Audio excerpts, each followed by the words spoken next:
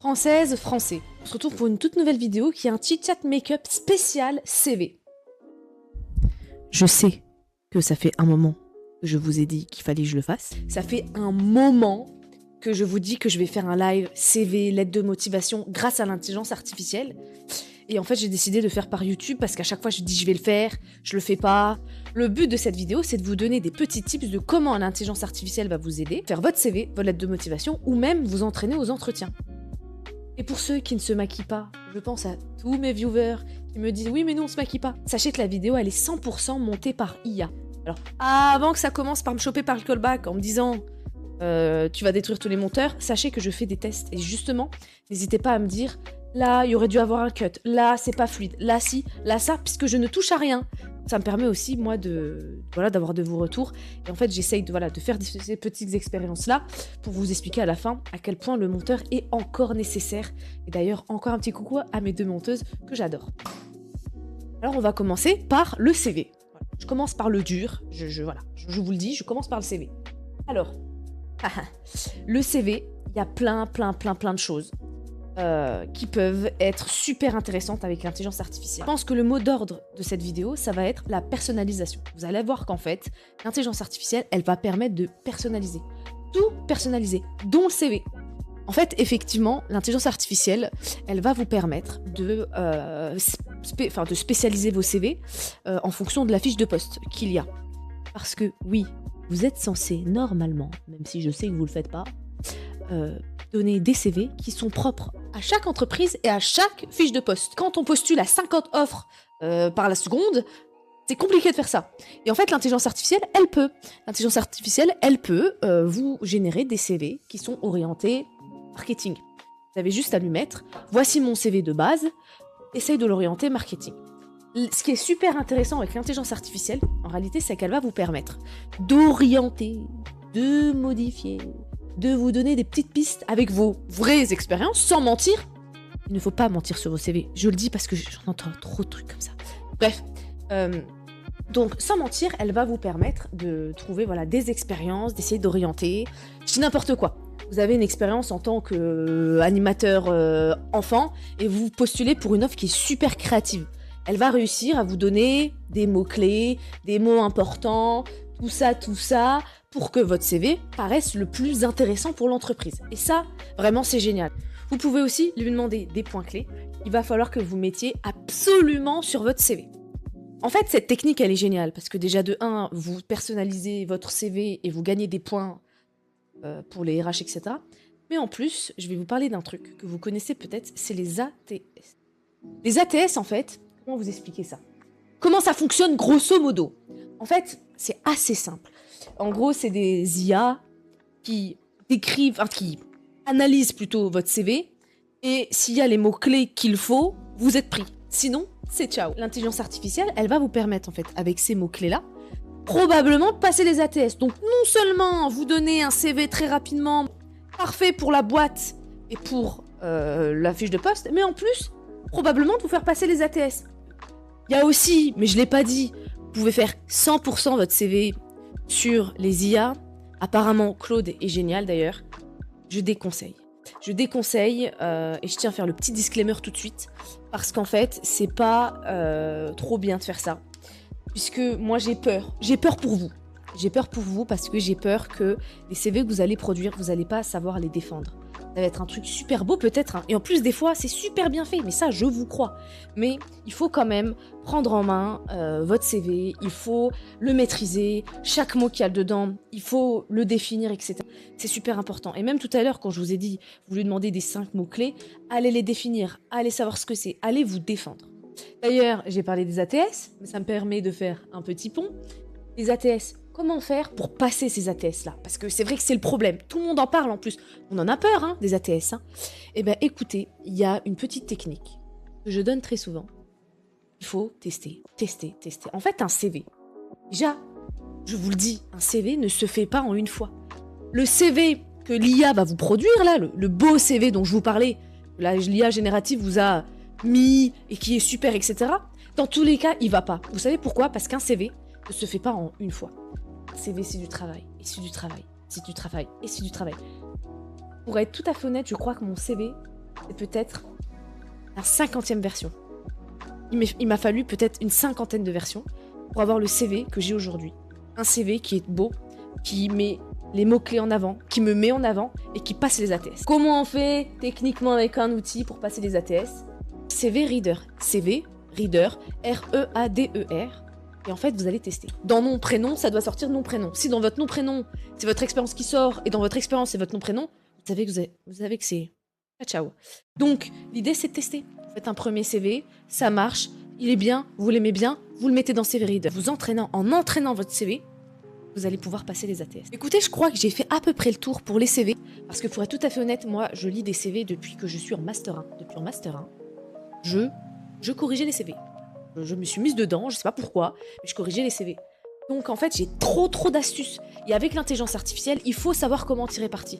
Et moi, je veux que vous trouviez un taf, un petit CD, une petite alternance avec mes petits tips. Donc si ça vous plaît, likez et commentez aussi si vous cherchez du taf. Vous me dites, je cherche une alternance dans nanana. Peut-être que quelqu'un va vous voir, qui sait. En tout cas, si ça vous plaît, je ferai un épisode 2 avec des astuces peut-être un peu plus précises. Passe aux lettres de motivation. Bon, lettres de motivation, rien à dire. À part, ça vous permet d'en faire une pour chaque entreprise. Rien d'autre à dire. Non, autrement dit, la lettre de motivation. Alors, je vais vous donner une astuce qui est peut-être bateau, mais qui est très vraie. Les entreprises qui lisent les lettres de motivation, en général, elles cherchent à vous connaître à travers votre manière d'écrire. Elles cherchent à savoir votre capacité de rédaction. Donc si vous vous faites cramer, vous êtes mort. Si vous vous faites pas cramer, qu'on pense que vous savez rédiger et que vous savez pas, vous êtes mort. Grosso modo, moi je vous déconseille d'utiliser l'intelligence artificielle pour les lettres de motivation. Après, c'est vrai que ça permet d'améliorer et de vous aider.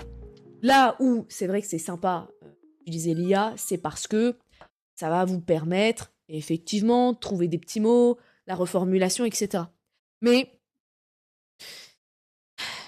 des conseils quand même, surtout qu'en ce moment, ça s'amuse à prendre des petits détecteurs. Mais ça, les amis, je ferai une vidéo entière sur les détecteurs parce qu'on me pose trop la question.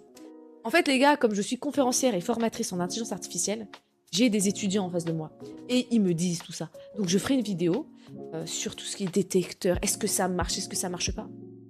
Disons que j'ai pas mal de choses à dire. Et d'ailleurs, là, rien à voir, mais je suis en train de me maquiller. Ceux et celles qui se maquillent dans les entretiens d'embauche, c'est un petit conseil que je vous donne. Pas trop. En fait, pas trop. Regardez, moi, je vais en petit rendez-vous business. Simple. Basique. Bon, si je vous donne 2-3 autres astuces par rapport au CV quand même, parce que la lettre de motivation, j'avoue, je me suis pas trop foulée. Non, mais le CV, autrement dit, ça vous permet aussi, et ça je l'ai pas dit, mais d'analyser certaines compétences transversales que vous voyez pas forcément. Là, je viens de parler tout à l'heure de tout ce qui était brainstorming, de vous donner des idées. Bah, le CV sert à ça quand même. Hein.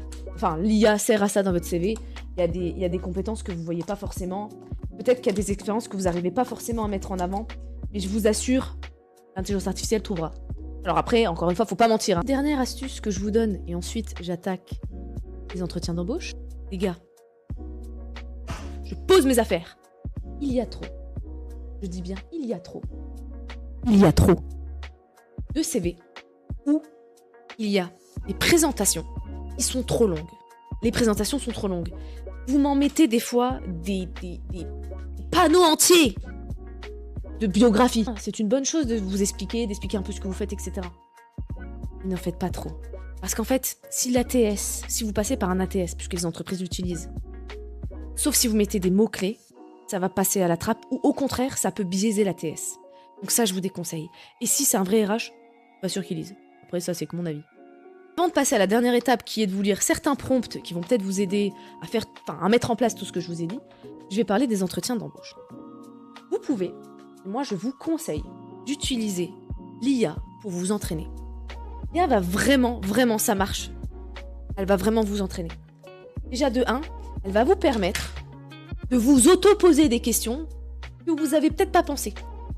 Je vous donnerai le prompt si vous voulez, mais en fait non, je vais vous le donner tout de suite, mais vous avez juste à lui mettre. Voici la fiche de poste, voici mon CV, quelles questions on peut me poser? Et vous lui en demandez une dizaine, pas plus. Je vous déconseille d'en demander plus.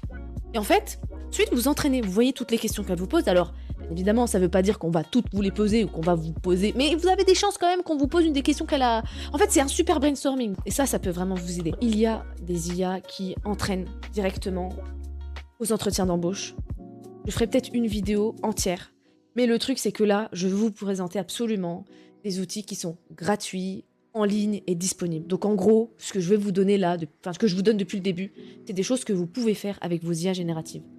ChatGPT, Gemini, Claude, qui vous voulez. Le moment que vous attendez tous, je pense. Attendez, hop là, hop là. Les gars, je vais vous lire maintenant des petits prompts que vous allez pouvoir utiliser. Vous avez juste à faire copier-coller. Et vous me dites, vous me direz. Dites-moi dans les commentaires, est-ce que ça marche, est-ce que ça marche pas.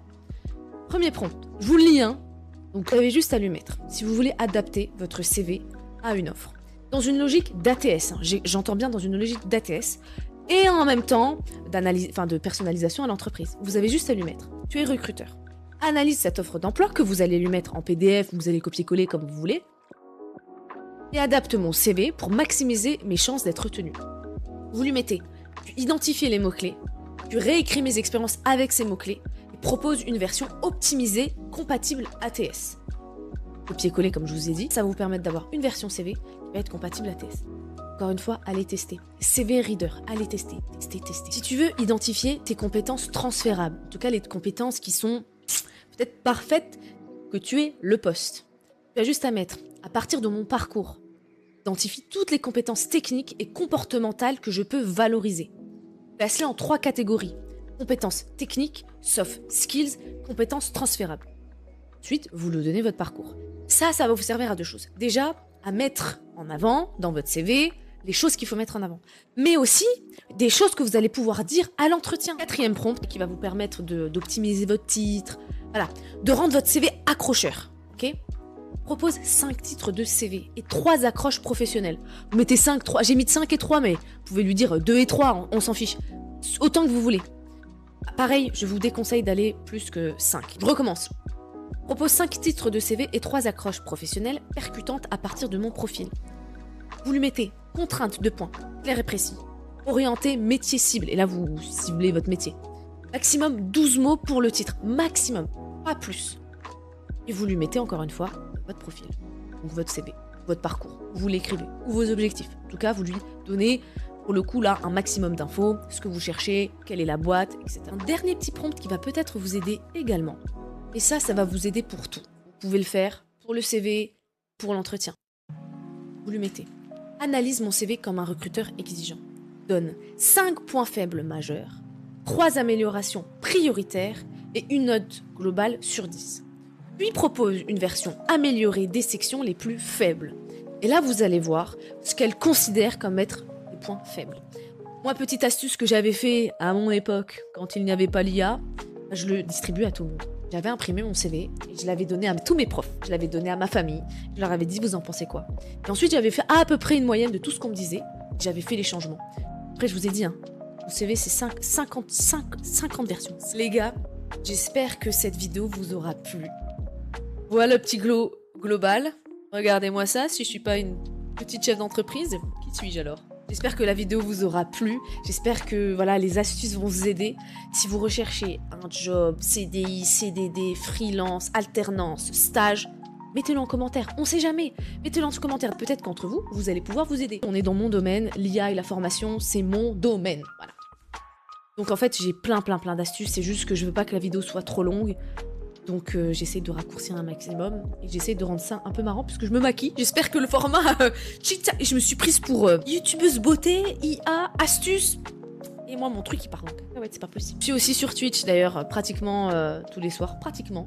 On parle de sujets super intéressants, on essaie de lier l'IA avec plein de sujets. L'IA et l'amour, l'IA et la guerre, l'IA et les amis. Enfin bon bref, on a pratiquement tout fait jusque là. Encore une fois, je sais pas combien de fois je l'ai dit, mais je le redis. Abonnez-vous les amis. Ciao.